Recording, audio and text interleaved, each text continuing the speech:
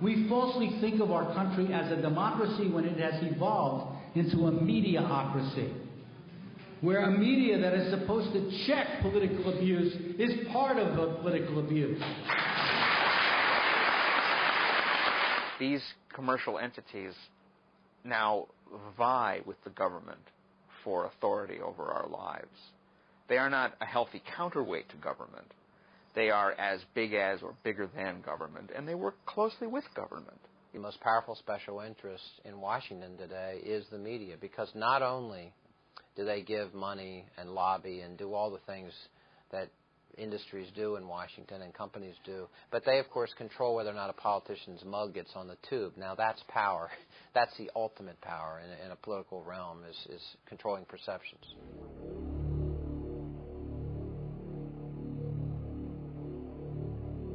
In George Orwell's novel, 1984, Winston Smith worked at the Ministry of Truth.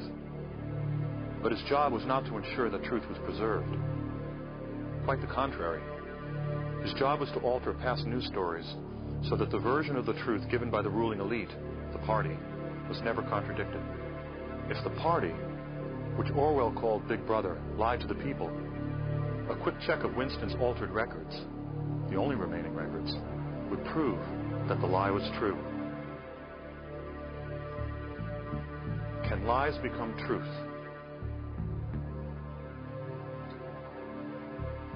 Could a media system, controlled by a few global corporations, with the ability to overwhelm all competing voices, be able to turn lies into truth?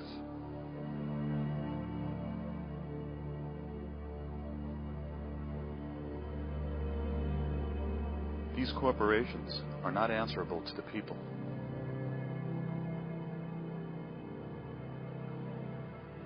Only the politicians can regulate them. Could corporations possibly buy politicians with campaign contributions? Contributions so large that the politicians would allow unregulated corporations to go about their business of eliminating less powerful voices until only one voice remained. One truth. This documentary actually started 20 years ago when I was in graduate film school. It was around the time of the hostage crisis. It seemed to me at the time that the way the news was being covered was changing, and that this was typified by Rupert Murdoch's New York Post. So I went and I interviewed the editor of the New York Post on video. Very primitive video. Do you think that you people increase public panic sometimes about shortages? Is it possible? Yeah, yes. I think that's where that's where the panic starts, through the media coverage, through newspaper coverage, television coverage. Do you think that the New York Post tells the true story? Well, sometimes you cannot depend on the media. I think what they create is they create like gas. You can create a panic, right? New York is a tough town. Can be very abrasive. And I'm not a great believer in adding to anyone's anxieties. Peter Mitchellmore was quite candid with me that day. Later I found out why. I became rather incompatible with the newspaper. The paper's fine, it's selling well, but it's not my kind of newspaper anymore. That's it. That day in 1980, we spoke about the hostages and the new phenomenon of the never-ending story. They were finally released the day Reagan was inaugurated. I didn't think anything of this coincidence at the time. 20 years later, a series of extraordinary events took place.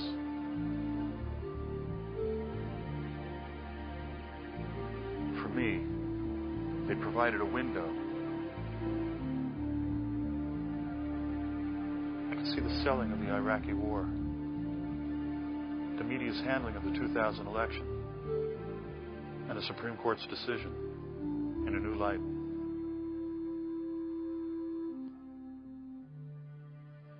The question became whether there was a pattern in the way stories are covered and then dropped. Had it become easier to purposely manipulate the news? Were they not covering certain stories on purpose? Meanwhile, over the years, I had descended into the third world of independent film. But as it happened, right next to the review of my movie was a review of The Insider, a film about the killing of a news story. I took this as a sign. But how to get at the truth? I read about a man named Charles Lewis, an ex-60 Minutes producer who had created a unique nonpartisan news organization. The Center for Public Integrity broke the Clinton-Lincoln bedroom scandal. He had also done a report on George W. Bush's SEC violations for inside trading. In the 60s, 3 in 4 Americans trusted their government. Today, it's 1 in 4 Americans trust the government. The level of secrecy and the amount of money in our process is greater than it's ever been. Archibald Cox, the Watergate prosecutor I interviewed for our book, The Buying of the President 2000, said the level of trust in this country is worse than he's ever seen it, including during Watergate. People sense, I think, that the financial elites and the political elites have become one and the same, and that the people themselves have no voice in Washington or in their state capitals, that they are somehow being left behind. When we think about democracy, in the United States, we oftentimes, and I think certainly in our media culture and our political culture, the assumption is that the type of democracy we have in the United States is the only type that could possibly exist. It's the high watermark of the human race is capable of, is U.S.-style democracy. In fact, though, I think we have, both in theory and in many ways in practice, a fairly, what you call a weak democracy. I mean, in fact, in many ways, we have a frighteningly weak democracy. There is an unfortunate sense as well of powerlessness, that there really isn't very much that can be done about the state of things. You can't have 280 million people and say that 2 political parties represent the thinking of 280 million people. That's just think about that. If you are, just step back and look at that. And you know, the thing is that anthropologists, they're going to dig us up hundreds of years from now, and they are not going to understand us. No, seriously. And we've made a huge mistake inventing film and videotape because we're leaving behind a record of ourselves. We have a situation in which a significant percentage of the population doesn't vote, doesn't care about the issues, is tuned out entirely, is what we call depoliticized. In fact, we have a rate of depoliticization in the United States that must make a tyrant like in, Indonesia envious. They say, how can I get one of these vegged out populations? The top 1% that controlled 90% of the wealth had 2 major political parties doing their bidding for them. And the other 99% had no political party on the ballot representing them. And no representation in Congress representing them. And yet that 99% ran around waving little flags going, we're free! We're free! We live in a democracy! Woohoo! Oh, we're going to look like assholes. No, seriously, folks! We got to leave a note behind and explain our actions. We have more instant access to information as consumers and as citizens than we've ever had in the history of the country. That does not necessarily mean we're better informed. And that's a fascinating irony by itself. There's an apposite quote from Dr. Goebbels. It's a kind of an explosive, thing to invoke here, but he said once, and this is an example of how sly he was, that what you want in a media system, and he meant the Nazi media system, is ostensible diversity that conceals an actual uniformity. The truth of the matter is that increasingly what we see, what we hear, and what we read is being controlled by fewer and fewer large multinational corporations. People don't appreciate this. In the last days of the Soviet Union, you had dozens of newspapers, dozens of magazines, all kinds of radio and television stations. The only problem is that all of that media was controlled by the Communist Party of the Soviet Union or the government of the Soviet Union. We are moving in that direction. There is an illusion of choice that's maintained when you can have 100 channels on your cable system, and how many movies did the studios release a year now? All these different studios, and the music industry with so many labels, and magazine stands that go on and on and on forever. Well, the owners are a handful, 5, 6 different companies. And that is a very dangerous development for those of us who believe in a vibrant American democracy. Fewer and fewer people vote. When polls tell us that fewer and fewer people understand the political process, what the media does is trivialize what goes on, sensationalizes it, makes it entertainment, rather than saying, look, the function of the media is to educate you to live in a democracy, which is pretty serious stuff. You got a media system that's basically a subsidiary of corporate America. That's all it is. You're going to have a media system that will not cover stories of tremendous public moment, while it will overfocus on trivial stories that don't have any resonance at all.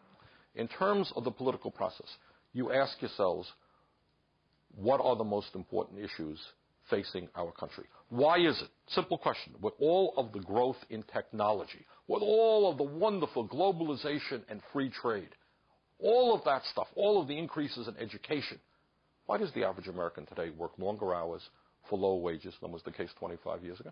Simple question. Do you think it's seen on television very often? What about the morality of 1% of the population owning more wealth than the bottom 95%? Seen that? In a New York Times editorial, Princeton economist Paul Krugman addressed one of these little-mentioned issues. According to the nonpartisan Congressional Budget Office, between 1979 and 1997, income for families in the middle rose 9%. Income for families in the top 1% rose 140%. Krugman noted, quote, "I know from experience that even mentioning income distribution leads to angry accusations of class warfare." He then asks, why has the response to rising inequality been a drive to reduce taxes on the rich? Good question. According to Joan Didion, news is no longer just reported but managed in a way that sets its terms and shapes its overall content. Has the mainstream media become an anti-democratic force in the United States? What you want to say is, if you have a self-governing society, a democratic society, what does that society need from its journalism? I mean, what are the attributes you need to have from your journalism, from your media system to produce, so that people can govern their own lives effectively? And I think there were 2 or 3 things that jump out at you if you study the matter at all. And they're really not debated. One, you need a really hard watchdog. You need a journalism that keeps track of people in power and people who want to be in power. Hitler says in Mein Kampf that the people's power of forgetting is enormous. This is the case with mass society, right? You have to have a healthy media system in order to counteract that natural tendency. You've got to have that, because then people will be sufficiently roused by the notion of having to protect their interests to pay attention. Otherwise, if it's just a spectacle, if it's just a bunch of razzle-dazzle and bullshit, people will naturally, forget about it in a couple of days. And that's the pickle that Americans tend to be in. A CNN Gallup poll conducted in March 2003 found that 51% of the American people thought Saddam Hussein was personally responsible for the September 11th attack. Why did they think that? Forget about forgetting. They don't know. They don't know. I picked up my local paper today. Yesterday there was a vote in the House of Representatives which would have provided, which passed, which would, if it carries into law, provide hundreds of billions of dollars in tax breaks to a handful of families in this country. It wasn't mentioned in the newspaper. The repeal of the estate tax. Half of the benefits of that repeal will go to the richest 1/10 of 1% of the population. All of the benefits will go to the wealthiest 2% of the families in America. You got that? 98% of the families do not pay 1 nickel in estate tax. I walked down the street a couple of months ago. Guy goes up to me and says, Bernie, I'm really angry at you. You know, why are you angry? I've got $20,000 in the bank, and I want to leave my money to my kids, and why are you stopping me from doing that? $20,000. Guy's not going to pay one penny in estate tax. People don't know that. So what they do is they poll. They got very good pollsters, and you play off the general ignorance of the population. People don't know much. Death tax sounds pretty good. Everybody who dies, you got to pay a huge tax to the federal government. Not true. We put the death tax on the road to extinction. The death tax is a bad tax. And yet that 99% ran around waving little flags going, we're free! We're free! We live in democracy! Woohoo!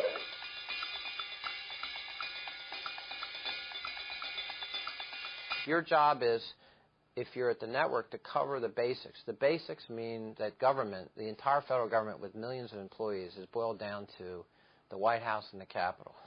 You have a reporter at each place, and they're on every night. And that's the extent of your federal government news coverage. It's idiocy. It's shocking and it's pathetic. And so you can have an SNL scandal that goes on for years and no one notices because that's an obscure, now defunct agency called the Federal Home Loan Bank Board. Well, how many reporters do you think are down there covering that?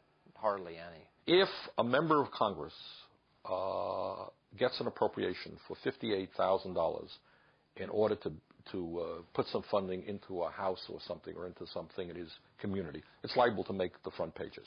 Congressman Jones gets pork, $58,000 for this stupid project. Headlines. But when you spend hundreds of billions of dollars, it is more likely that the hundreds of billions will not be covered than the $58,000. How did journalism get this way? To remove controversy from story selection. So you can't be yelled at for why did you put this in the front page and didn't cover some other story. There becomes a tremendous reliance upon official sources as the basis of legitimate journalism. This was a new thing. You know, in 1875, if the governor said something wacky, a newspaper editor would say, I'm not going to cover that. It was stupid. Newspapers, they don't invent stories.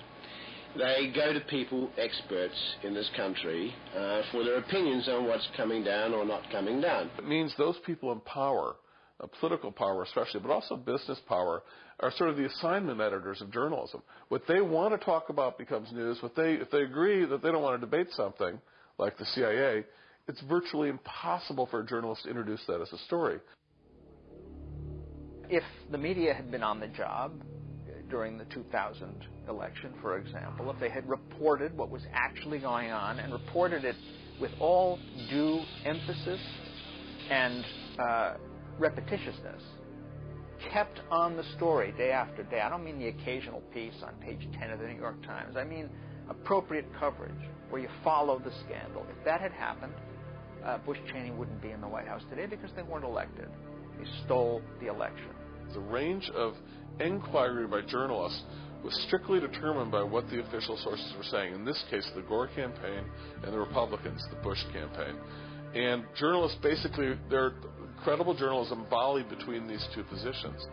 Now, the problem with that was very simple. The two sides were playing by very different rules, very different game plans. On one side, you had the Republicans, and they were committed to winning this election no matter what. Principle be damned. They were taking power, period. That underscored everything they did. So there was no commitment to being principled whatsoever.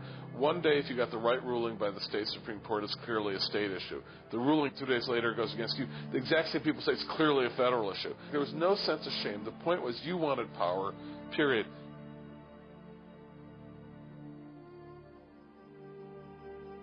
And it was an extraordinary propaganda effort by the right because you couldn't even find a Republican dog catcher in Idaho who would disagree. Everyone barked out the exact same line every day. It was Joe Goebbels would have been impressed with the lockstep in which the Republican machine marched in their eagerness to take power and take this election. The problem was for those of us who just think whoever gets the most votes should win and wanted a fair election, the journalism didn't reflect that interest. It was a prisoner of that range of debate, and therefore it played directly into the hands of the Republicans. The BBC reported that 5 months before the 2000 election, Governor Jeb Bush moved to purge 57,000 people from the voting rolls, supposedly ex-felons. The great story that was broken by Greg Palast from Britain which has now been confirmed. For the first time, the use of by Catherine Harris of this private company to come up with a list of felons who wouldn't be permitted to vote, which was a dreadfully bogus list of thousands of people who weren't permitted to vote, who should have been. According to Palast, a private firm with Republican ties, Database Technology, signed a $4 million contract to provide scrub lists of ex-felons. Part of the job was to verify the list, which the firm acknowledged was inaccurate. The state of Florida brought in this Republican firm on the excuses. They had these databases, and when the company said, well, now we want to run the databases against this list of 57,000 names, there's a little handwritten notation that says, in Catherine Harris's office, right on the listing of the database checks, it says, don't need. We will give you, what they told DBT, we will give you the check if you don't check. How many of these names are wrong? Statistically, 1 in 20 people on the list may have committed a crime. So 95% of the people on the list, 95% of the people on the list, are kind of innocent. Now, when I say kind of innocent, see, 54% of the people on the list are unequivocally guilty of being black. Now, you do the arithmetic, okay? 95% of a list of 57,700 people, 54% of them black.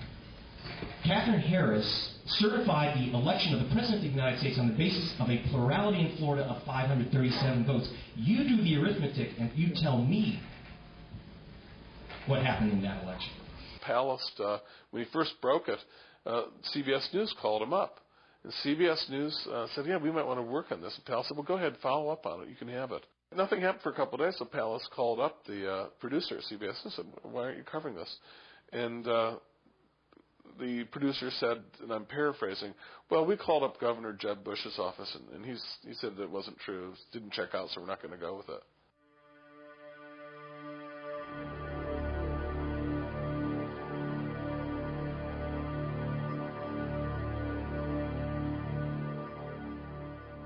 We did not do any kind of frontal, direct investigation of the media for 10 or 11 years, mostly because our information we put out with news conferences and things like that is disseminated through the media. So it would be, I'm being very candid here, it would not behoove me to investigate the media on a regular basis because none of the information would ever be reported and my organization would never be heard from again. And so I'm not stupid. I do recognize that fact. But I have been getting so frustrated, and I decided it was time that we looked at the media. We had half a dozen people working for 6 months, and we investigated, and we found that, of course, that the most powerful special interest in Washington today is the media.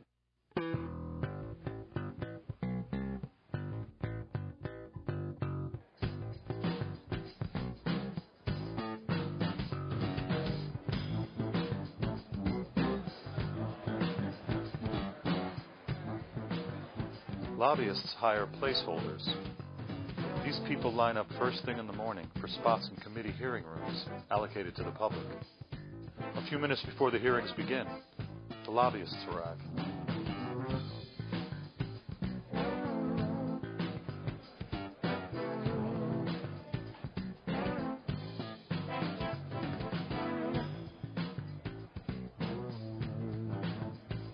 These guys have hundreds of lobbyists. They have nearly 300 lobbyists, paid lobbyists, and they're giving away tens of millions of dollars in campaign contributions, and they control whether or not a politician ever gets on the air all over America.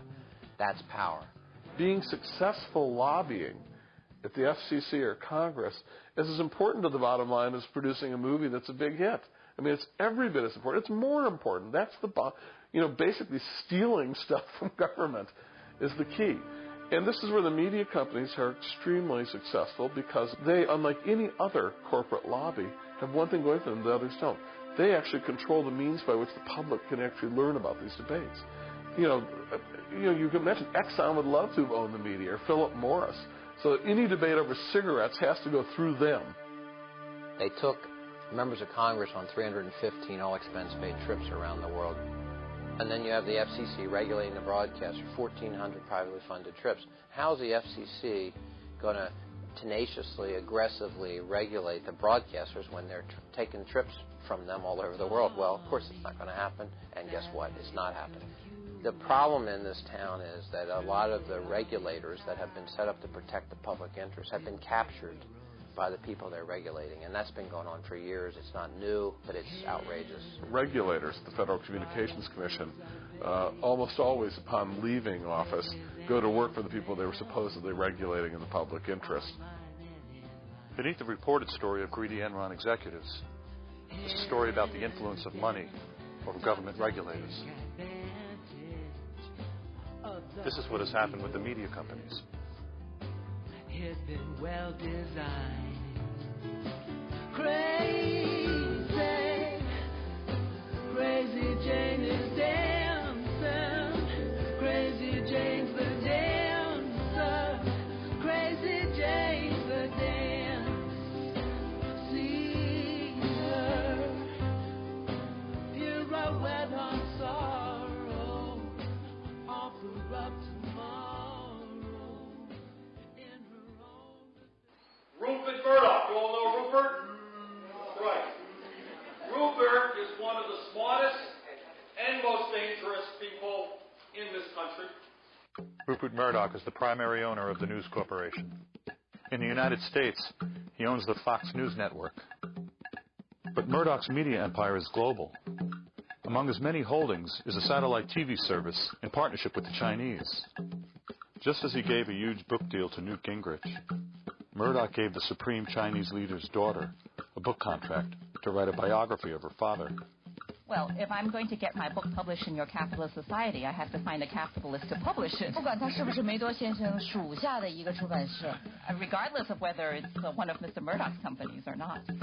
The nature of what used to be considered a bribe has morphed into a quid pro quo, an indirect payment, and it's legal. We have massive problems with what I call legal corruption all over America, where the system has been gamed by various powerful interests, and it's all disclosed, of course. Of course, no one reads it, and the media doesn't generally report it. Don't get me started.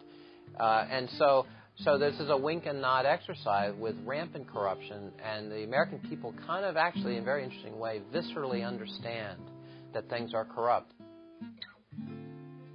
I was a producer at 60 Minutes and worked in network television for 11 years, ABC and CBS, 60 Minutes, and I was an investigative reporter for those places. And I quit one day. My story led the show. I quit because the idea of everything being simplified down to good guys and bad guys and, the formulaic infotainment thing was getting a little old for me. I decided that I didn't want anybody telling me what to investigate, and I was going to decide myself what to investigate, and I was going to take as long as I needed, not 2 weeks to solve a 20-year-old unsolved murder. Today, we're up to 35 people. It's, knock on wood, been very exciting, but that's how it got here. So. You have this contracting of ambition about what should be covered and what the public has a right to know about. The price of power in Washington, who really makes money and who really benefits from the decisions. What will pass for investigative reporting is though someone may get a hold of an early report from some committee that's about to come out, or an inspector general's report that's going to castigate the secretary of this or that. And so you'll breathlessly go on the air and, you'll say ABC News has learned or whatever the network is, and you'll be out of breath and it's all exciting and you're holding up a report and it'll look like the faceless minions that comprise the network, hundreds of them out there ferreting information out for you to serve the public. It's a complete bunkum, of course. It's not happening at all.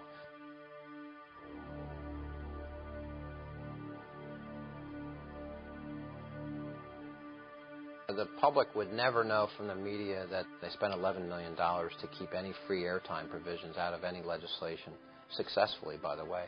Edward Fritz, head of the National Association of Broadcasters, called free airtime for candidates unconstitutional and an infringement on the broadcasters' free speech rights. You have reached the stage in American politics, and I'm not kidding you, where the issue is not a debate over ideas. You have a point of view, I have a point of view. Who should that person support? That's what democracy is about. The issue is whether ideas at all matter. You look like a nice fellow. Nice wife. You have any kids? Yeah, 2. Great. Why wouldn't I want to vote for you? One of the strange things about it is that politics is now presented in terms of politicians and not politics. I don't think the media are interested in politics. They're interested in politicians, which is a wholly different subject. Media corporations don't cover the news when it comes to politics anymore. The political news coverage in 2000 was half what it was in 96. 96 was half what it was in 92. The third leading source of revenue for the media today, broadcast media, happens to be political ads. So if you're a politician, the only way you get heard is with ads. In 1981, the media was getting $80 million from political campaigns for ads. Today, the last campaign, they got $1 billion.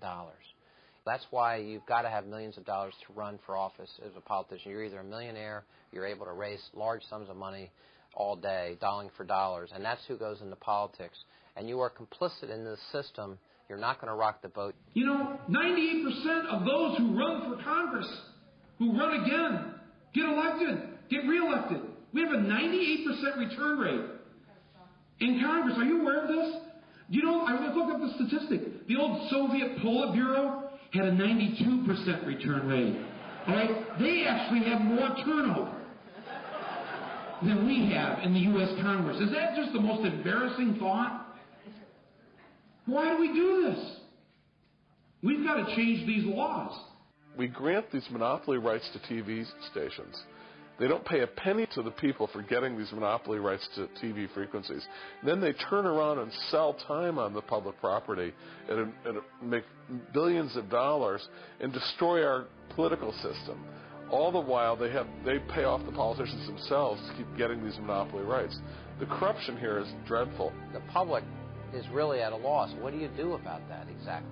I'm not quite sure. I mean, they're probably, in a perfect world, there should be a citizens movement about this. People should be marching in the streets. I mean, in some ways, we should be as angry about what's happened to our media as the Russians ought to be about what happened to their media. Now, that would be seen as heresy inside the networks. How dare you? We covered stories all the time last week. Look at this story. Look at that story. They would take issue with what I just said. They'd probably call you un-American. They would call me un-American and a bomb thrower, and I probably won't be on any of their airwaves anymore after this interview. 10 years ago, 50 companies ran the media in America. Now it's down to 5 to 7. Tonight, as I came down here, NPR was reporting on decisions that the FCC, under the control of Michael Powell, son of Colin Powell, who when asked about whether or not there was a digital divide in the world, said, "I'm more worried about the Mercedes divide.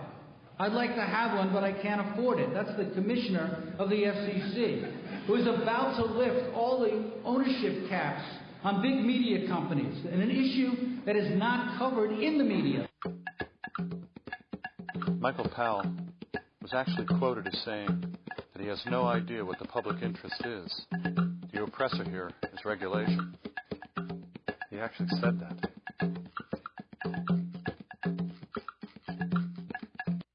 Michael Powell and Republicans in the office at the FCC, we were on the verge with our campaign of making major changes to the rules and the public interest obligations of broadcasters. The Federal Communications Commission had proposed rules that we pushed in this campaign. I mean, that hundreds of Americans in small communities, in large communities, pushed. We were going to get rules that would make local broadcasters much more accountable to their interests. Those rules were proposed once Bill Kennard was out of office and Michael Powell was in office. Those rules went into a drawer. They were never voted on. Starting with Ronald Reagan, The holy grail of deregulation has been sold to the public, and the news media has largely ignored its disastrous results. Once the Reagan administration was done, there were more rules, but they called it deregulation. It's almost this Orwellian use of language where you create new rules, but the rules change because they benefit industry, and you call it deregulation. And you say deregulation, and people feel that's good because people like deregulation. People like fewer rules. They like, depending on simpler, cleaner, old Western rules. But it's a trick. It's not really what's happening. I remember when I first went into television, I believe the FCC rules were very stringent about how many television stations a network could own. I think it was 5. And, of course, they had to be in different markets. And now, I know here in New York, we're talking about a duopoly. That's the new word. You have the probability, it looks like right now, that News Corporation will be the owners of the Post, Channel 9, and Channel 5 in the one New York marketplace. So, yeah, the regulations have eased considerably.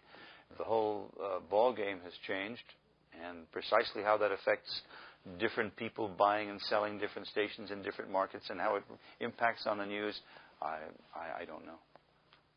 In my view, there are tremendous effects that are almost entirely negative. There's almost nothing positive about it.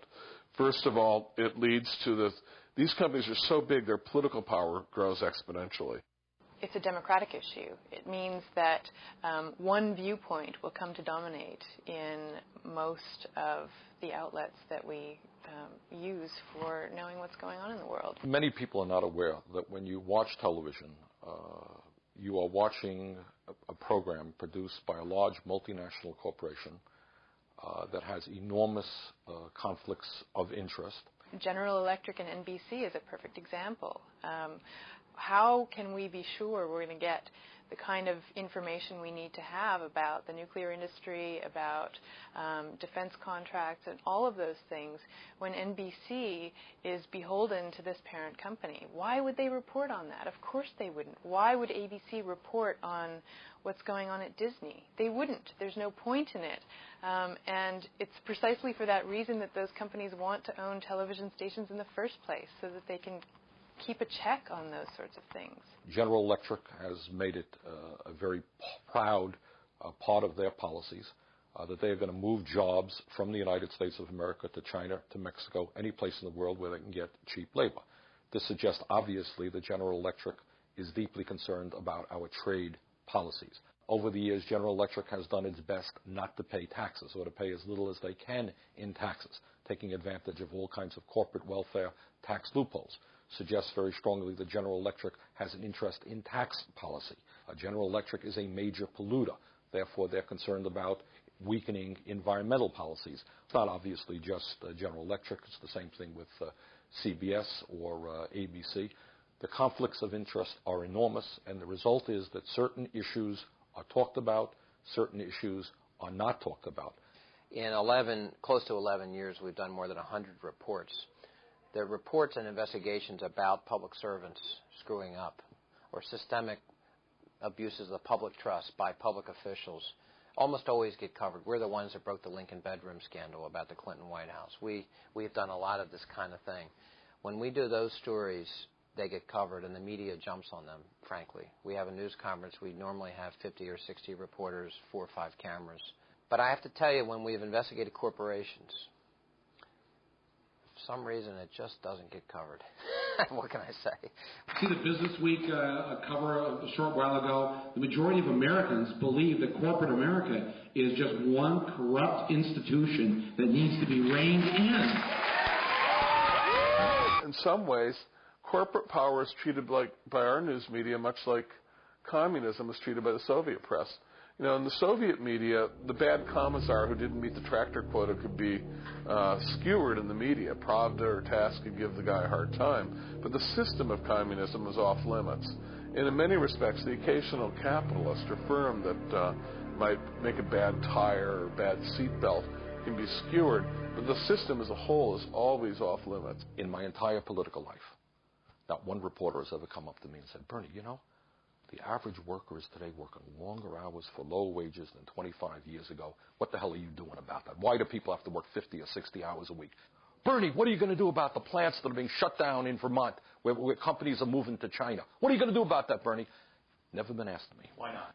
Because those are questions that the reporters are not allowed to think about.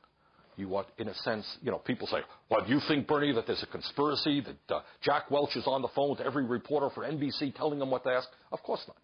But what goes on, there's a framework of thought that you are allowed to have. And it goes from here, it goes to there. And everybody kind of has the same mindset. You know, this story plays, this is a lead because it, you know, it screams. This is a, you know, everybody kind of has the same approach to it.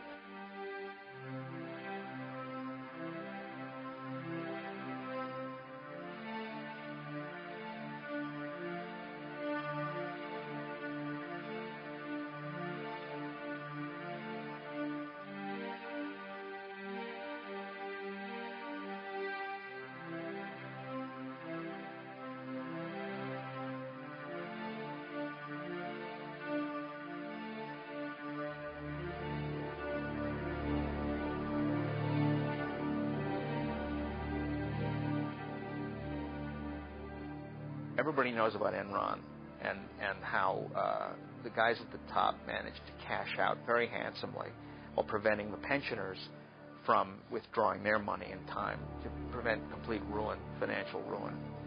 Well, I mean, there's a history behind this, you know. George Bush, who is, of course, a good friend of Kenneth Lay, cashed out in exactly the same way, you know, as a major shareholder in Harkin. According to the Center for Public Integrity, George Bush served on the Harkin Energy's board and was able to realize a huge profit of $848,000 by selling his stock in the corporation. Harkin had concealed its losses by selling some of the firm's assets to a group of insiders and declaring a profit. Shortly after he sold, the stock price plummeted. He reported the sale to the SEC 34 weeks late. Bush was on the audit committee and the restructuring committee. He claimed he didn't know. I propose some tough new standards for corporate reform. Like you all, I took a look out there and saw a problem. And the problem was we had some folks who were trying to fudge the numbers. We had some people who decided they weren't going to tell the truth when it came to their assets and liabilities. The Harkin inside trading story was reported by the Center for Public Integrity 7 months before the presidential election. But the mainstream media chose not to report the story. This represents a kind of insider trading. It's obviously epidemic at the top. In the 2000 election campaign, the mainstream news media hinted that Al Gore was a liar. At the same time, the press ignored or glossed over serious questions about George Bush. From repeated allegations that he had gone AWOL to inside trading. Is there a connection between Bush's avowed policy to completely deregulate big media and their see no evil news coverage? Call it a coincidence. You know, they'll cover whatever they damn well please, and it's not going to get in the way of the bottom line. It's not going to cost a lot of money to produce, and it's generally not going to upset the powers that be, of which they are a major part themselves. And that's where we are as a country, and it's really grim to watch. It's very depressing.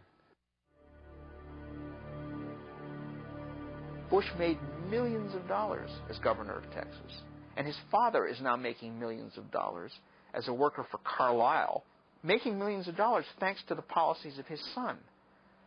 His son has all around him in the White House and throughout the government all kinds of people from Lockheed Martin. And Lockheed Martin's making out like a bandit because of the war on terrorism. This is a scandal of such magnitude, you know, that you'd think that the press would be thanking its lucky stars that it happened on their watch because it's such a great story. No, it's too big for them to cover.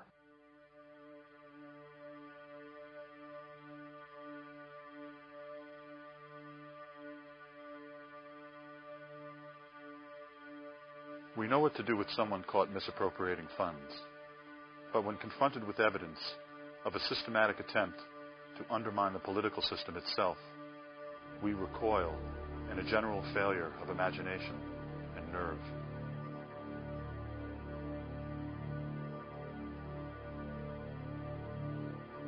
Gary Sick, an American diplomat, wrote a book called The October Surprise, in which he argued that the Reagan team seems to have basically meddled in the situation to make sure that the hostages didn't get released before Election Day. Gary Sick was a member of the Carter administration and on the staff of the National Security Council from August 1976 to April 1981.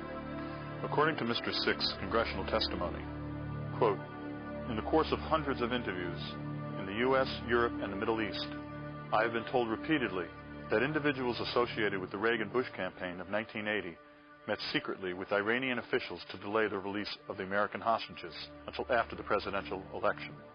For this favor, Iran was rewarded with a substantial supply of arms from Israel." End quote. According to Mr. Sick, low-level intelligence operatives and arms dealers are no Boy Scouts. End quote. Their accounts were not identical, but on the central facts, they were remarkably consistent. Because of my past government experience, I knew about certain events that could not possibly be known to most of the sources. Yet their stories confirm these facts. Again, quoting Gary Sick, "From October 15th to October 20th, 1980, events came to a head in a series of meetings in Paris. Accounts of these meetings vary. There is, however, widespread agreement on a number of points. 1. William Casey, Reagan's campaign manager, was a key participant. 2. Iranian representatives agreed that the hostages would not be released prior to the presidential election on November 4th. 3. In return, Israel would serve as a conduit for arms and spare parts to Iran." Quote, "At least 5 of the sources who said they were in Paris in connection with these meetings insist that George Bush was present for at least one meeting. 3 sources say they saw him there. Former President George Bush denied being in Paris." According to Sick, immediately after the Paris meetings, things began to happen. Iran publicly shifted its position in the negotiations with the Carter administration, disclaiming any further interest in receiving military equipment. Again, according to Sick, between October 21st and October 23rd, Israel sent a plane load of F-4 fighter aircraft tires to Iran in contravention of the U.S. boycott and without informing Washington. There was a congressional investigation into this claim eventually. It was grossly inadequate. It was a real whitewash. A lot of questions were never even entertained, much less answered. In 1991, a congressional committee, led by Democratic Congressman Lee Hamilton, declared there to be no credible evidence linking Reagan's team with a delay in the hostages' release. In 2 contemporaneous magazine articles, charges of an October surprise were discounted. According to Mr. Sick, quote, "After listening to the evidence, one of the former hostages I spoke with said simply, 'I don't want to believe it. It's too painful to think about.' Whatever the truth of the October surprise may be, what is undeniable is that the story is a career graveyard for journalists seeking to work in the corporate mainstream." If you read what the hostages themselves had to say later in their various reminiscences of the experience, and you read some of the press coverage in depth, you find that the Iranians who were guarding the hostages had their stopwatches out. I mean, they were waiting for a particular moment to let those hostages run into the field of vision of the photographers who were all there ready to take their picture. Do you agree with this statement? Whatever is regularly broadcast is the definition of what is news. Or do you have another definition? That is a good question because, yeah, I mean, if it happens but you don't hear about it, did it happen?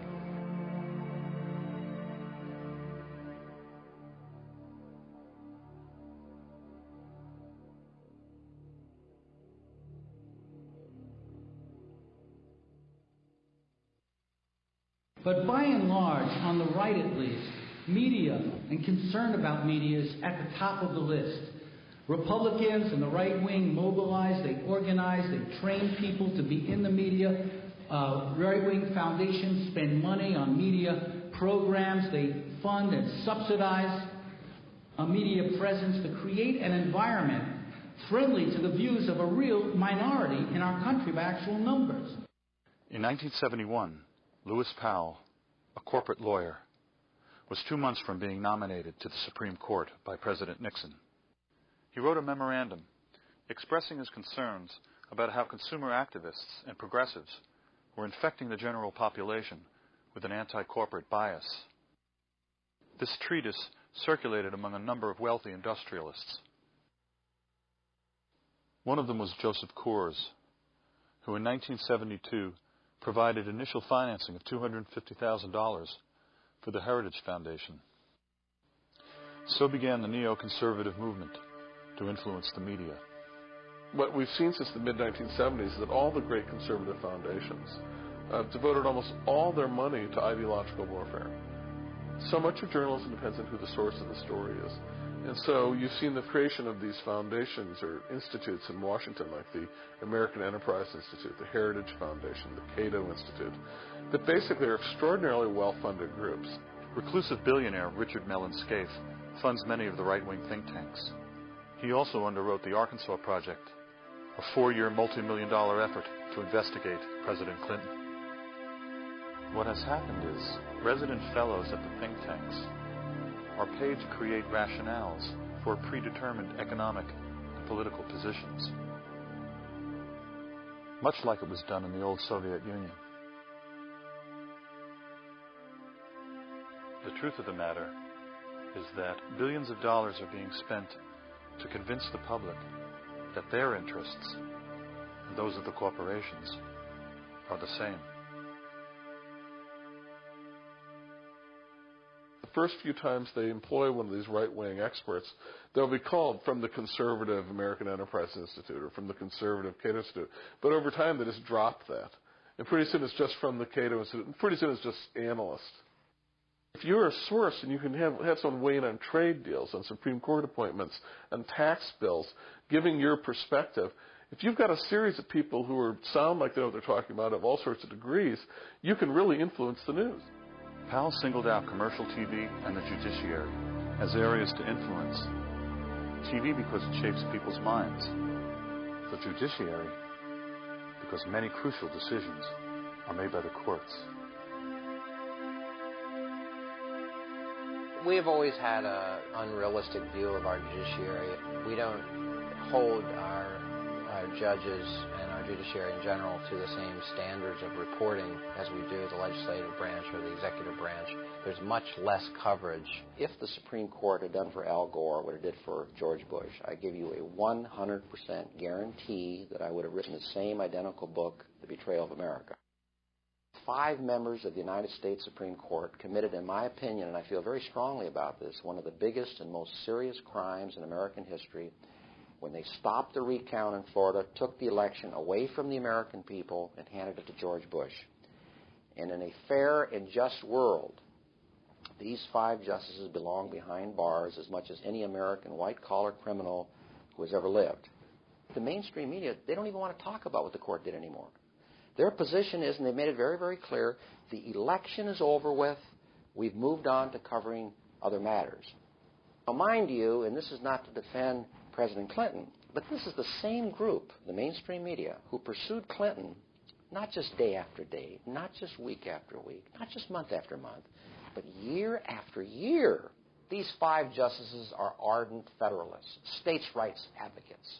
And they've said over and over again, we let state courts interpret state law. December the 8th, the Florida Supreme Court ordered a manual recount. The recount started the following morning, a Saturday, December 9th, 8 o'clock. At that point in time, Bush's lead had shrunk over Gore to 154 votes. 2 o'clock in the afternoon, Justice Antonin Scalia steps in with an emergency order supported by the 4 other justices. He said, we got to stop this recount because if it continues, it could, quote, threaten irreparable harm to George Bush, unquote.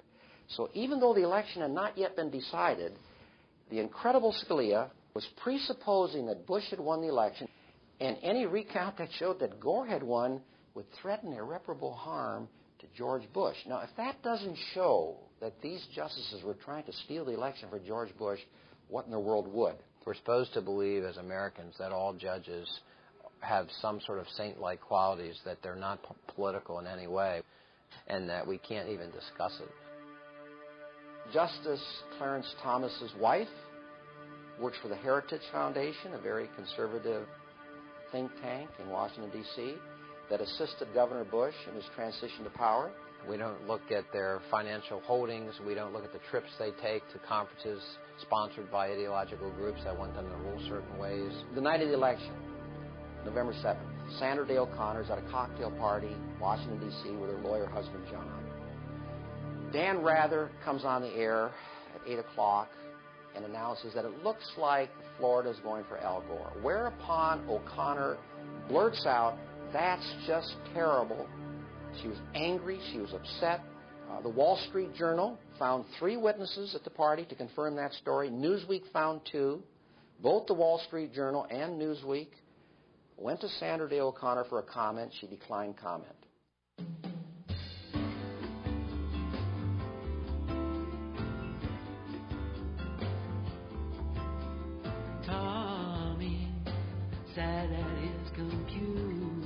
Eugene Scalia is widely considered to be one of the most qualified lawyers ever nominated to the post. The ties that bind Scalia and Bush's lawyer Ted Olson, who argued before the Supreme Court, come together in the Federalist Society, a judicial group with close ties to corporately funded think tanks. Society members like Judge Santel in turn reject media regulation. Conservative judges have ruled that constraining the reach of media corporations violates their free speech rights. If you read the First Amendment, there's no question but that free speech rights are rights that belong to citizens. They're individual rights. They're our rights. In the 70s, we started to get this new idea of commercial free speech. This is a very, very peculiar notion, commercial free speech. Because what it does is it casts corporations, corporate entities, as persons, which they're not. I mean, they're not people. You can't find their graves anywhere, unfortunately. The First Amendment has been warped so that we understand it now as a way to essentially allow people who own media license to do whatever they want to do with the media that they own, with the property that they buy. The First Amendment becomes a barrier to understanding our responsibilities in a democracy. Free speech, when you're talking about the media, it's just a fundamentally disproportionate right. My speech is equal to and as free as the speech of AOL Time Warner when they have this platform of access to the world that, I'm one person. Somehow, the freedom to inform the general public has become the exclusive right of media corporations. Giving them free speech rights was a perverse move. And in fact, it was the kind of thing that conservatives, rock-ribbed conservatives, had ruled out, as recently as the 40s. During the Clinton administration in 1996, behind closed doors, the rules of the airwaves were rewritten. In radio, all regulation was literally thrown out. Small independent stations were bought up. Localism disappeared. Companies like Clear Channel went from owning a few stations to owning over 1,100 and dominating whole markets. But something else happened. Under Reagan, in 1987, the Fairness Doctrine was eliminated. Radio and TV stations were no longer required to air opposing viewpoints. This is partially responsible for the rise of right-wing radio. all the time, from coast to coast. The vice chairman of Clear Channel is Tom Hicks. In 1998, Mr. Hicks purchased the Texas Rangers baseball team in a deal that made President Bush a multimillionaire. Clear Channel banned Dixie Chick songs because the lead singer criticized the president on the run-up to the war. A famous middle-aged rock and roller called me last week to thank me for speaking out against the war, only to go on to tell me that he could not speak himself because he fears repercussions from Clear Channel. They promote our concert appearances, he said. They own most of the stations that play our music. I can't come out against this war. Why didn't we find out more about that bill before it was passed? Well, because who's going to report on it? The media? According to Bill Moyers, during the Senate debate, Senator John McCain said, "You will not see this story on any television or hear it on any radio broadcast." Altogether, the three major network news shows aired a sum total of only 19 minutes of coverage on the Telecommunications Act over the course of 9 months.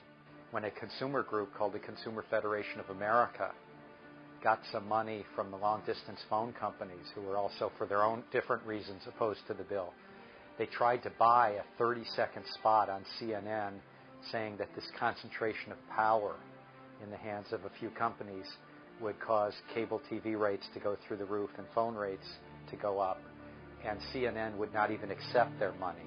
They wouldn't even let a consumer group, a dissenting group, buy their way in to the story.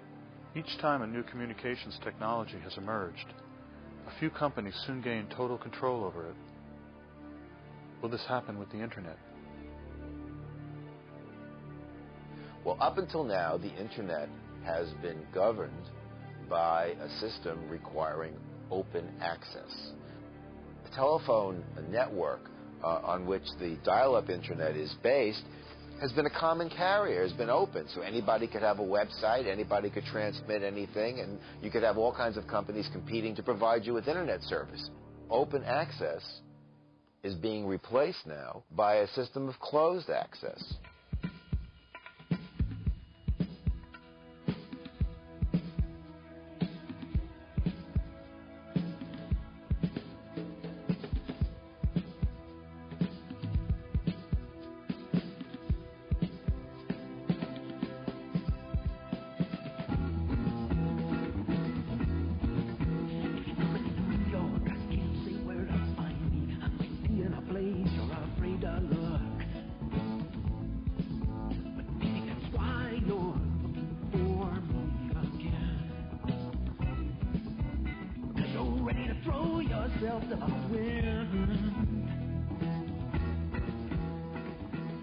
So companies like AOL Time Warner and Comcast and Paul Allen's Charter, they're opposed to any kind of open access rules.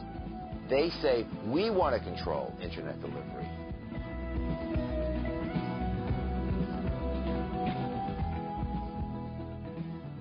And I'll tell you something that I remember in the late 70s, that there were all these people who were like, cable television as panacea. It reminds me a little bit of, oh, the web will solve every problem. We'll have a level playing field where your new website will be able to compete with Disney and Murdoch and Viacom's new website. No. Michael Powell has ruled that the cable companies are not subject to the open access rules. The future freedom of the Internet is in doubt. You know, one of the myths of our society, you've probably heard this one, is it's based on competition. Have you heard that? That's the sort of pablum they feed us in the bottom fish. The truth of the matter is, at the top of the system, the key to the system is crushing competition. So what we've seen in media, in all the sectors, you've had fewer and fewer companies. The largest companies buy the small companies. They try to get bigger and bigger and make it harder for new companies to enter. Because once you have just a handful of companies dominate an industry, the ability for someone to enter the industry as a newcomer is almost impossible. I think there are lots of ways that you make news more profitable, and it doesn't make for better news. If you ask the reporter, are you interested in truth, of course they'll all say yes. If you go to journalism conferences, which I do quite a bit of, Everyone is looking for the truth. The problem is the gatekeepers of truth are not the reporters, they're the owners. And they're the lackey editors who work for the owners. And they'll decide what flies and what works and what pays the freight in terms of the advertising and the numbers. They'll be watching those numbers, and those numbers better be up or we'll get a new anchor. The thing that we base our coverage, is it a good day or is it a bad day, is the numbers. I mean, I wish we didn't have to rely on that so much. I wish there was some way that you could base your job or a performance on something other than the numbers. Unfortunately, that's not the climate right now. You look at news directors who get hired, because those are the ones that are really on the chopping blocks. I think their jobs are less secure than Major League Baseball managers. That's not news. That's marketing. That's something else. I never heard of doing news based on going for some demographic. You do the news.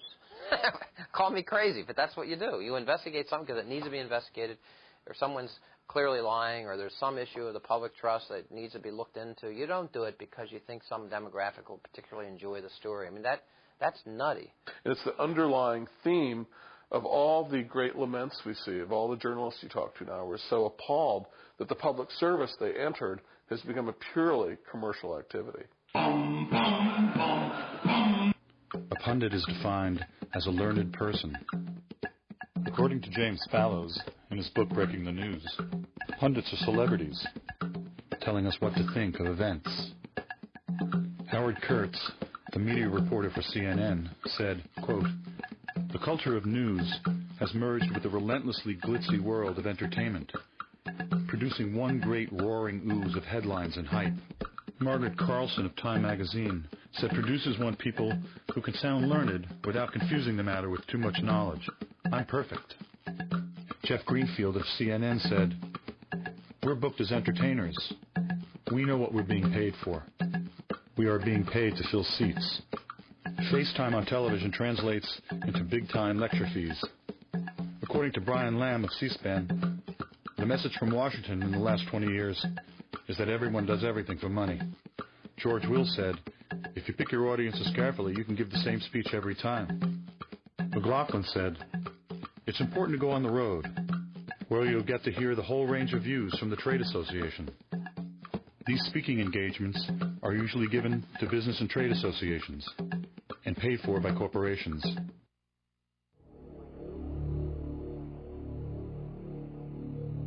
The whole essence now almost of selling some sort of regressive policy, like getting rid of Social Security or environmental regulations, is to dress it up in some name that suggests just the opposite. So if you're going to try to get rid of environmental regulations, you call your group Save the Environment. That's the name of the group that's trying to get rid of the regulations. When Reagan vetoed the Fairness Doctrine, he said it was inconsistent with the tradition of independent journalism. It's what Orwell would call the politically euphemistic language that is used by everyone, by politicians, but also by news anchors.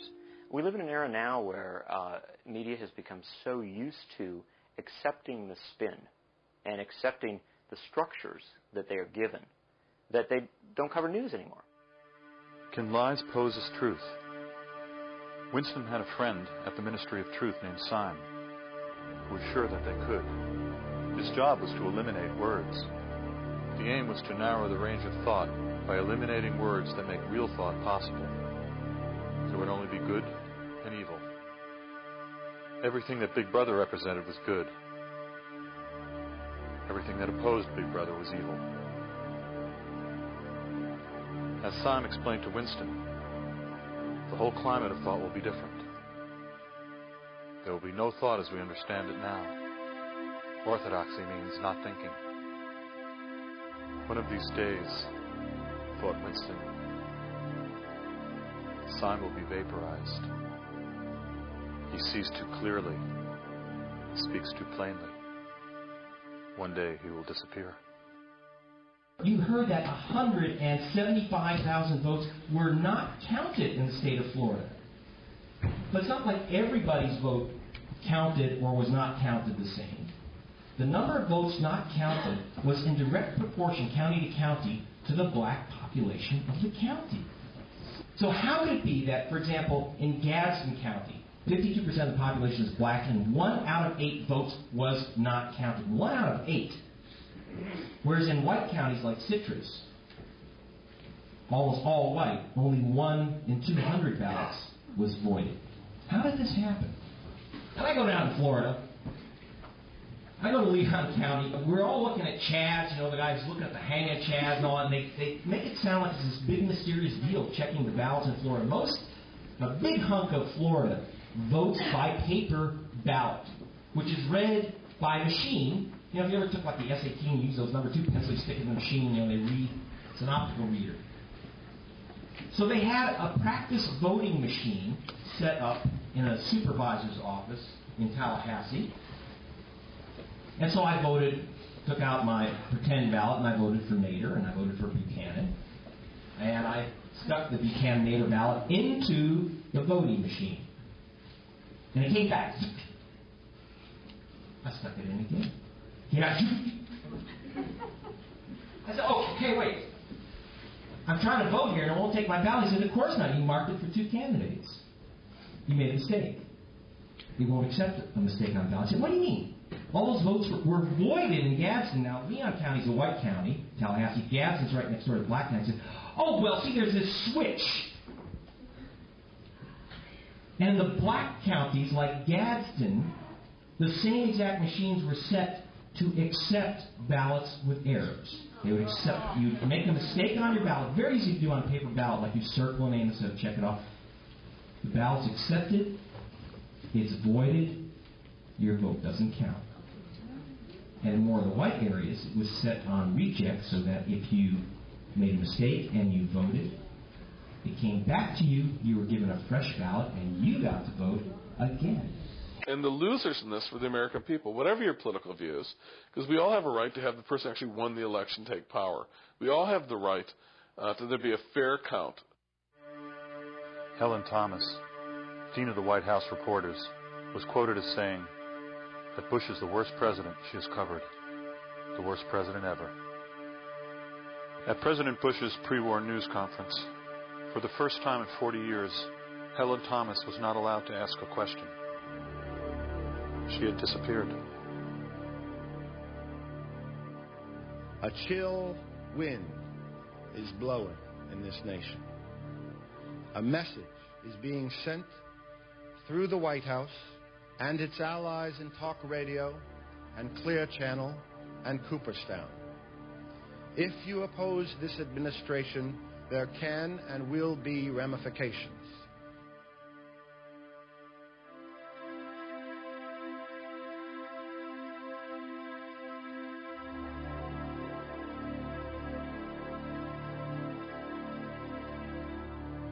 In the last several years, media corporations and politics have merged in a new way. Murdoch is a brilliant man who, what he has done and has had a tremendous influence in the worst possible way on culture and on media in the United States and throughout the world. And what he does it in England and he does it in the United States. His shtick is appealing to working class people and taking them to the right. And he does this through violence. He does this through super patriotism. He does this through sensationalism. So what you have now, and I'll give him credit for this, Fox Television is the first major network that has no pretense. I mean, CBS and NBC, they have a pretense to objectivity. Rupert Murdoch's Fox News Network is run by Roger Ailes. Ailes was the executive producer of TV for Richard Nixon. He was a consultant to Ronald Reagan and George Bush I. Tony Snow, the host, was a Bush speechwriter. The anchor, Britt Yoon, contributed articles to the ultra-conservative American Spectator. The phrase fair and balanced is repeated incessantly, like a mantra. Fair, balanced. Goebbels said, if you repeat a lie often enough, people will believe it. All of their talk shows are controlled by extreme right-wing Republicans. And it is a front for the right wing of the Republican Party. John Ellis, the head of Fox's election desk, Jeb and George W. Bush's first cousin. And it's notable that on election night, the first network to declare that George W. Bush had won the presidency of the United States was Fox. And it was John Ellis who made the calculation and the determination that they should make that call. But it's not only Fox. At GE, the wall between journalism and politics was also broken. According to the Reuters news service, former General Electric chairman Jack Welch came into the NBC studio and insisted that the race be called for fellow Republican George Bush. All the while, an NBC in-house taping system was recording Welch in the studio that night. NBC refused to turn over the tape despite repeated requests from Congressman Henry Waxman. NBC President Andrew Lack claimed turning over the tape would infringe on the editorial process. Waxman replied, "Mr. Welch is not a journalist."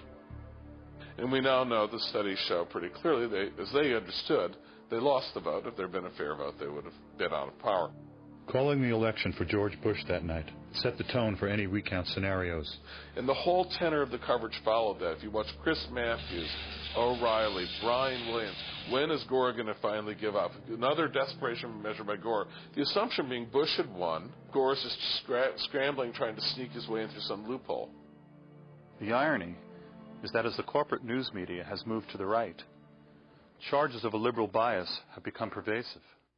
This impression was created because the Republicans have an arsenal of on-air pundits, adept at polarizing opinion and ridiculing anyone who disagrees.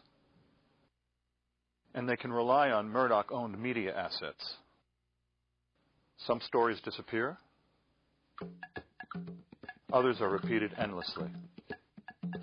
Murdoch, in turn, gets his deregulation.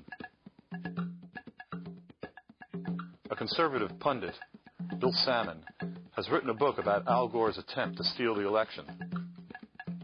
I find out that the party launching his book will be full of lobbyists and pundits, and decide to go videotape them.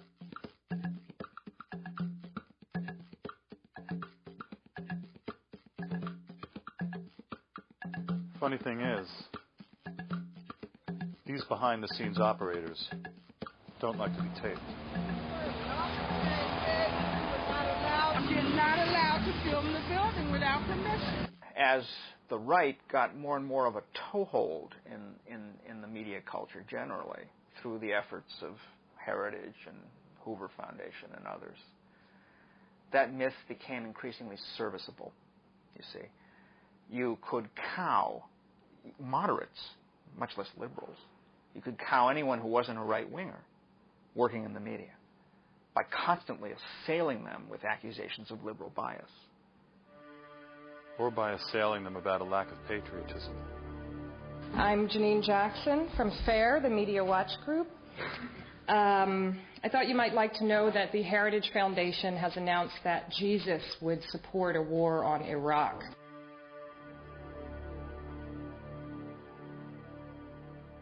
The argument is no longer made that news media are hard on Republicans and easy on Teddy Kennedy and Ralph Nader. That's not the argument. That argument is so ludicrous as it doesn't even pass the giggle test. The argument now simply redefines left-right entirely in ways that drop out core issues of class, core issues of corporate power. The media does not discuss the growing, inequity between the rich and the poor and the disappearance of the middle class. I could go on and on and on. There is no evidence whatsoever for the claim that there's a liberal bias in the media. It's based entirely on a stereotypic view of the reporters themselves, many of whom may be liberals. Probably they're centrists by now.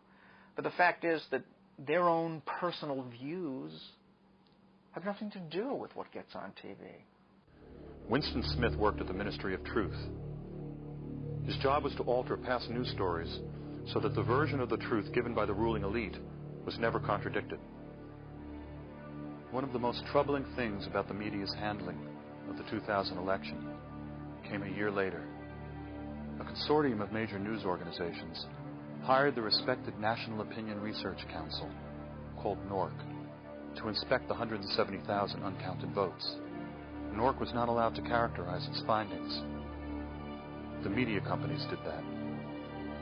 And the disturbing thing is that they hid the truth by distorting the Florida Supreme Court's actual ruling, which called for the counting of all votes where the intent of the voter was clear.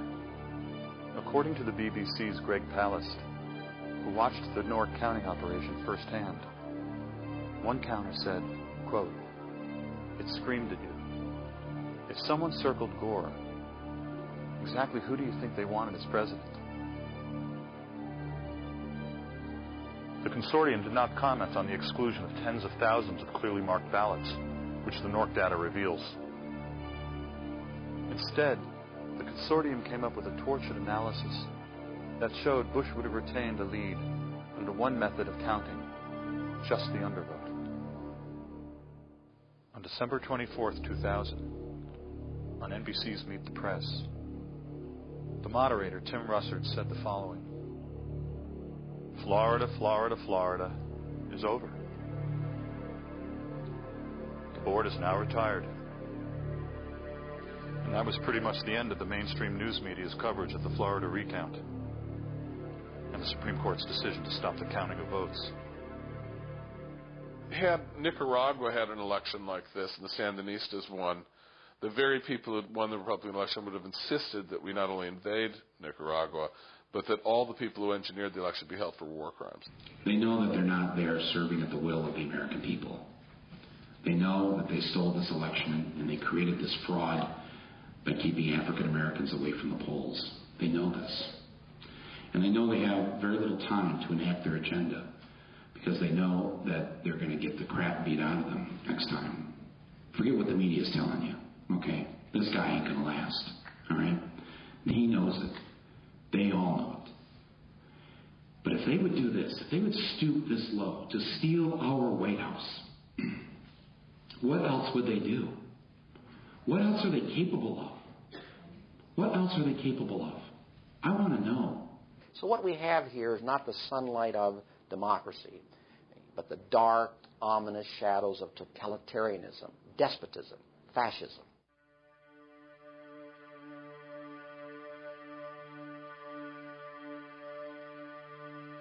In a curious footnote, over the next 2 years, the Voter News Service, which had called Florida for Al Gore, was to be revamped for the 2002 midterm elections. Suddenly, exit polls had become unreliable. Then, on election night 2002, they weren't used. There were vague statements by the mainstream news media. As it turns out, the major networks own the Voter News Service.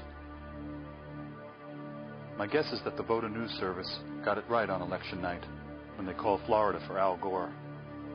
According to congressional testimony, at that time, the Voter News Service projected Gore winning Florida by 7.3%, the equivalent of more than 300,000 votes.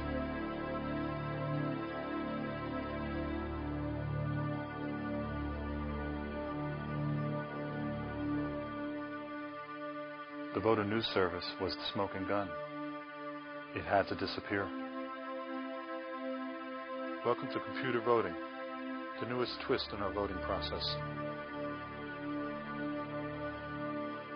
With no paper trail. Uncheckable.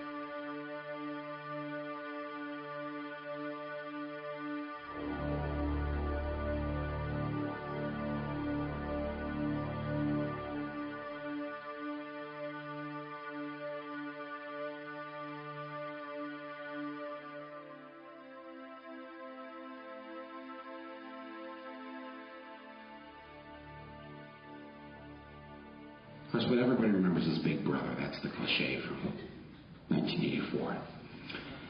Let me remind you of another part of the story.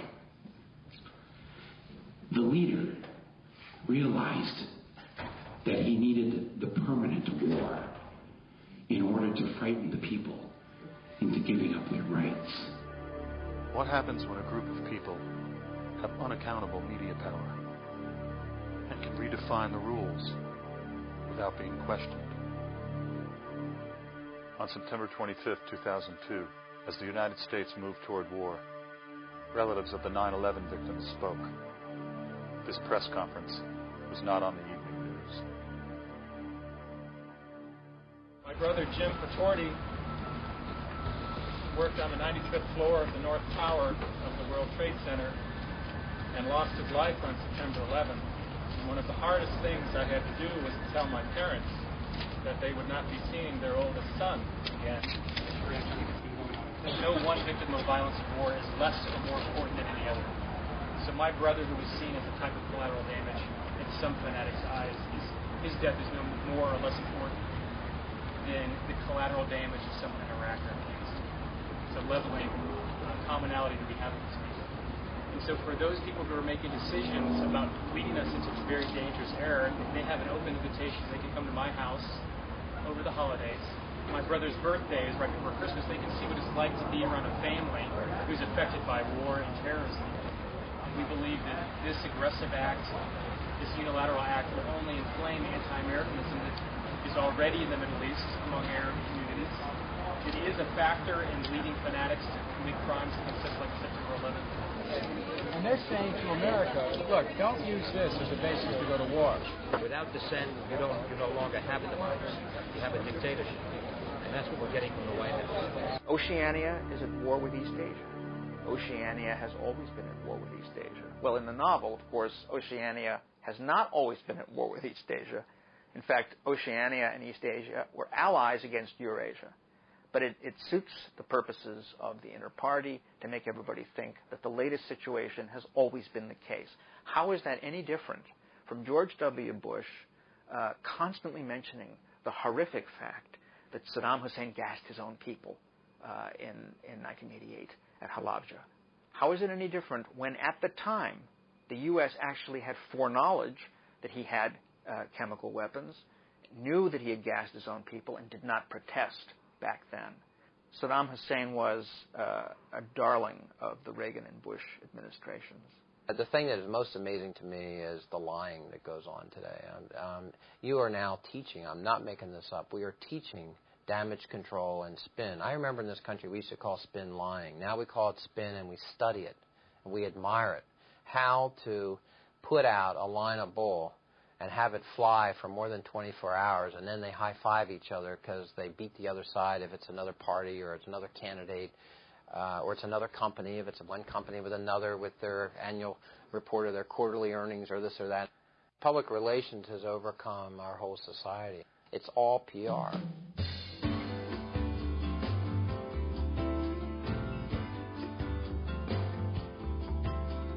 Tommy sat at his computer, turned it on and tied into the world's mind. He'd been brought up since a baby with his enhanced memory, online and in line.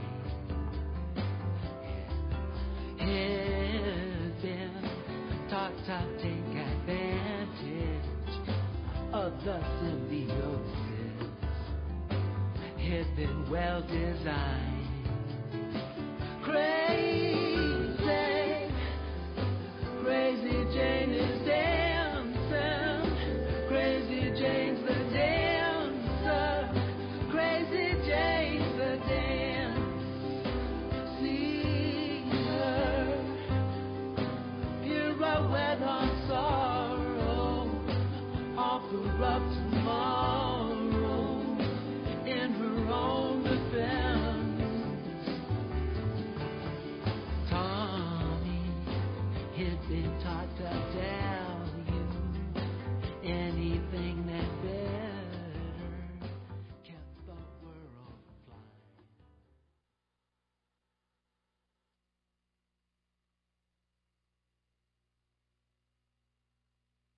Commissioner Copps. Good morning. I strongly dissent to this decision because today the Federal Communications Commission empowers America's new media elite with unacceptable levels of influence over the ideas and information upon which our society and our democracy depend. At issue is whether a few corporations will be ceded enhanced gatekeeper control over the civil dialogue of our country, more content control over our music, entertainment, and information, and veto power over what the majority of our families watch, read, and hear. Radio deregulation gives us powerful and relevant lessons. When Congress and the Commission remove radio concentration protections, we experience massive and largely unforeseen consequences. Diversity of programs suffered. Homogenized music and standardized programming crowded out local and regional talent. Creative local artists found it ever more difficult to obtain playtime. Editorial opinion polarized. Competition in many towns became non-existent as a few companies brought up virtually every station in the market. This experience ought to terrify us as we consider visiting upon television and newspapers what we have inflicted upon radio. Concerns about the degradation of broadcast content do not justify government manipulation of consumer choice. Degradation is just an elitist way of saying programming that one does not like. The decision allows the giant media companies to buy up the remaining local newspaper and exert massive influence over a community by wielding 3 TV stations, 8 radio stations, the cable operator, plus the already monopolistic newspaper.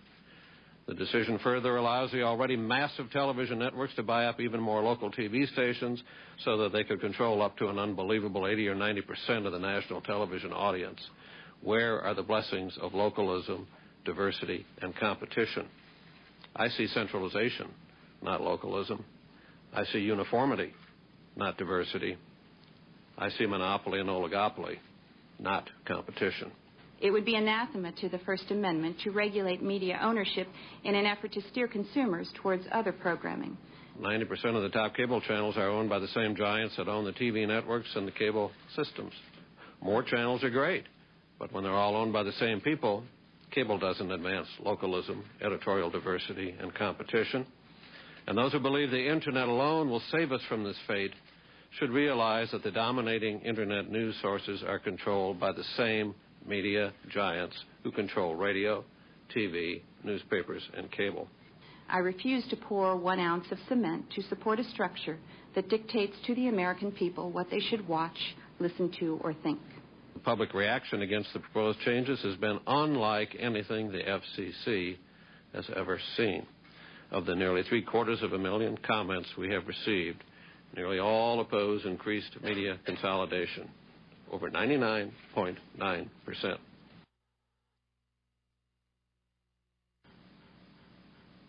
Those commissioners voting in favor of the item signify by saying aye. Aye. Those opposed signify. The item is adopted. Thank you. This meeting is adjourned.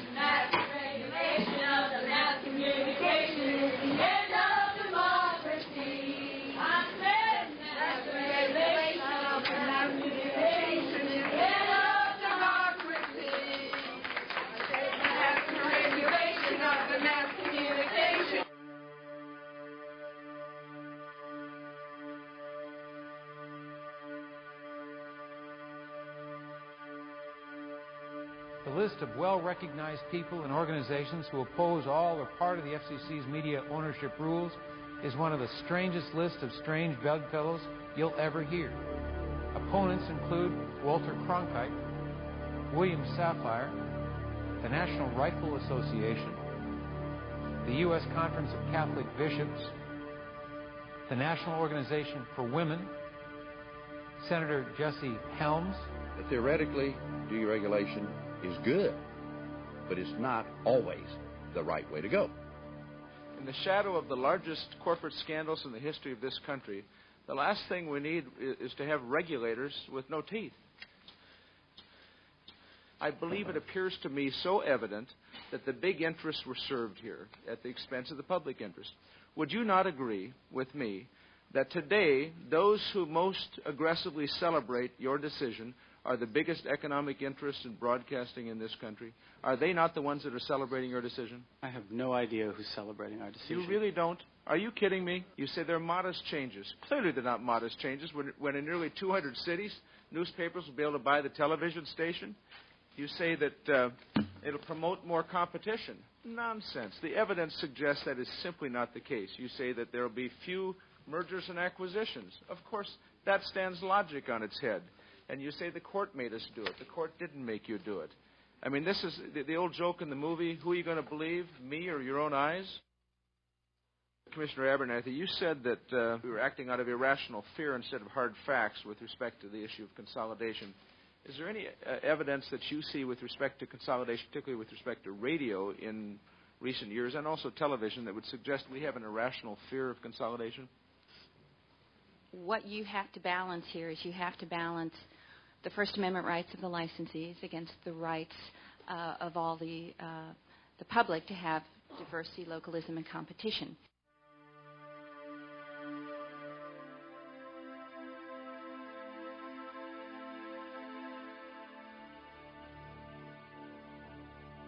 The founders did not anticipate the protections for commercial speech that we now have, and nor did they anticipate essentially the warp to the sense of the First Amendment that has occurred really since the 1970s.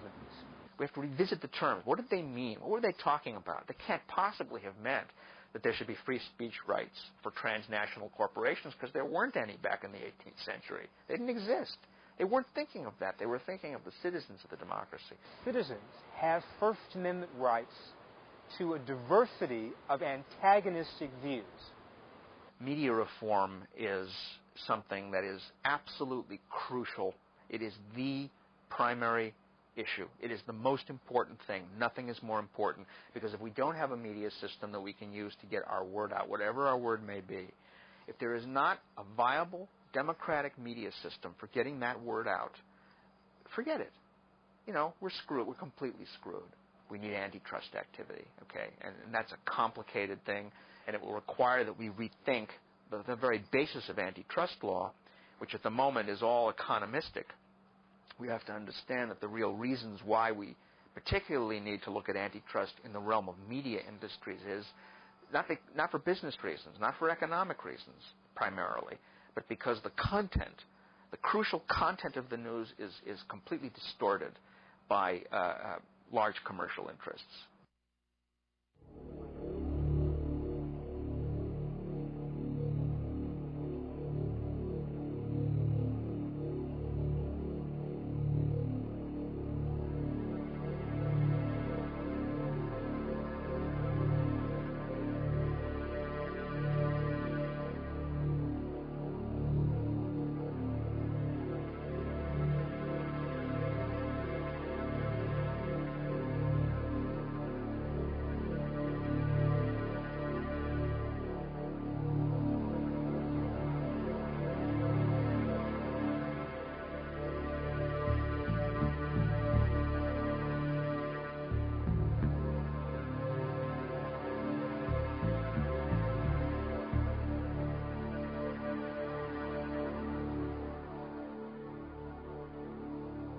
Some reporters have compared George W. Bush to Ronald Reagan.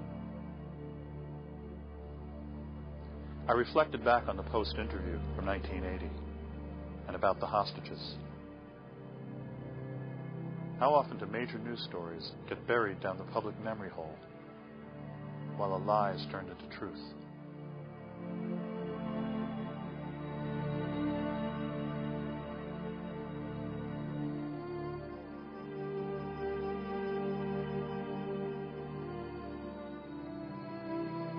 There's a window of opportunity now. Most governments, most countries have not figured out how to limit access to the internet, and they've not figured out, and powerful companies have not figured out how to block information that is inconvenient or unfriendly to them or that they don't like off of the internet, at least in this brief window that we have before they all figure it out. Will history repeat itself? Will the public find out about the threat to the internet before it's too late? We're not in the clear here at all. I mean, this is not a straight shot here where we can just go ahead and do whatever we want. It's complicated, but it's new, and there's some things we don't know about it, and no one else knows about it. And as long as there's the slightest bit of vagueness or the unknown element is something I'm going to exploit as much as possible.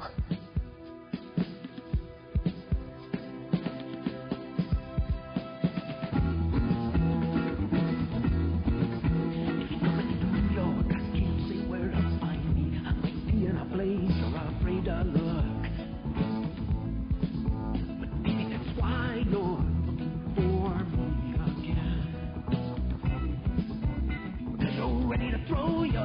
to the wind.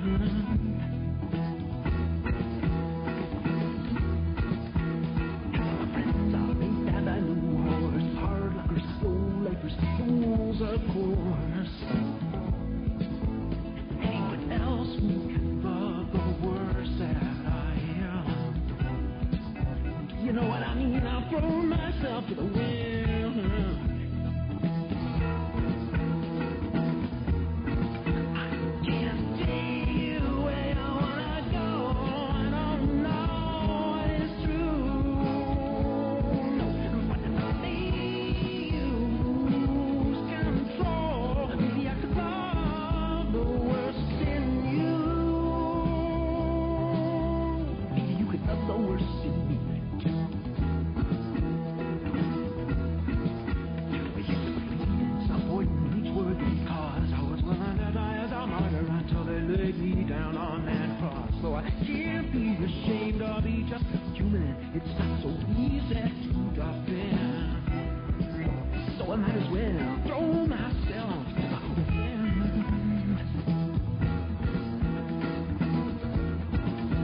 Let it go.